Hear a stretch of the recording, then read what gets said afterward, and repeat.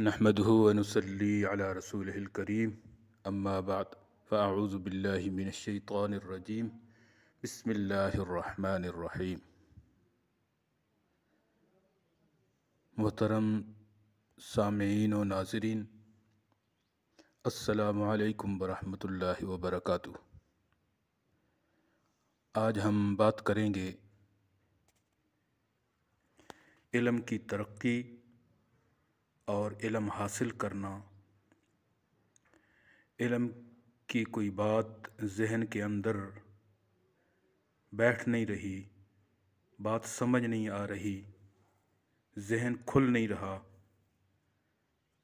طلباء جب امتحان دینے جاتے ہیں تو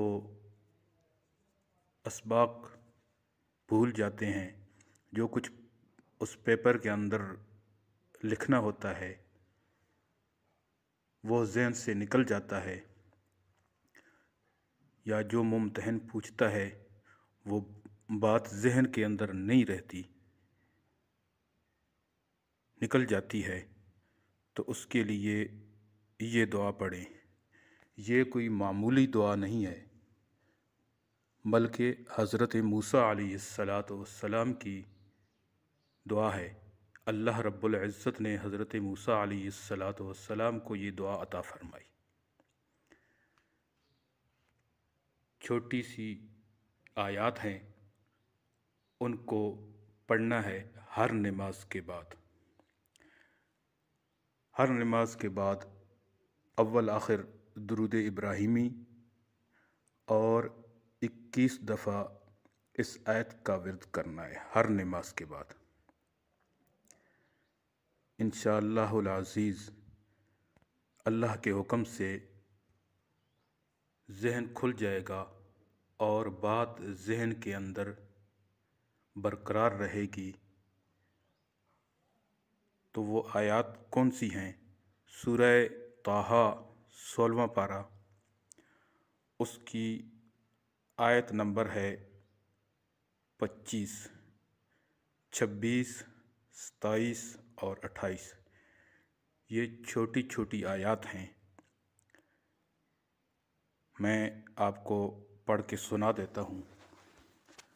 اعوذ باللہ من الشیطان الرجیم، بسم اللہ الرحمن الرحیم۔ رب اشرح لی صدری ویسر لی امری واحلل عقدۃ من لسانی یفقہوا قولی۔ رب اشرح لی صدری ویسر لی امری واحلل عقدۃ من لسانی یفقہوا قولی۔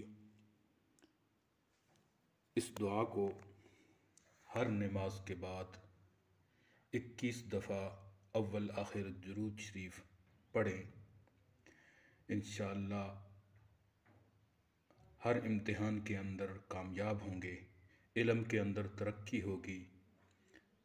جن طلباء کو سبق یاد نہیں ہوتا، چاہے وہ مدارس کے طلباء ہیں، چاہے سکول اور کالجز کے طلباء ہیں، یونیورسٹی کے طلباء ہیں، وہ اس آیت کا معمول بنا لیں۔ جن کو سبق یاد نہ ہو، خصوصی طور پر وہ اس آیت کو، ان آیات کو یاد کر لیں۔ اتنی مشکل بھی نہیں ہے، تو ان آیات کو یاد کر کے زبانی طور پر پڑھیں۔ اگر زبانی طور پر نہیں پڑھ سکتے تو دیکھ کر بھی پڑھ سکتے ہیں۔ ہر نماز کے بعد 21 دفعہ اول آخر درود شریف اس کو پڑھیں۔ اگر ہر نماز کے بعد ٹائم نہیں ملتا، بہتر تو یہی ہے کہ ہر نماز کے بعد پڑھیں، ورنہ کم از کم صبح کی نماز کے بعد اس آیت کا ضرور ورد کریں۔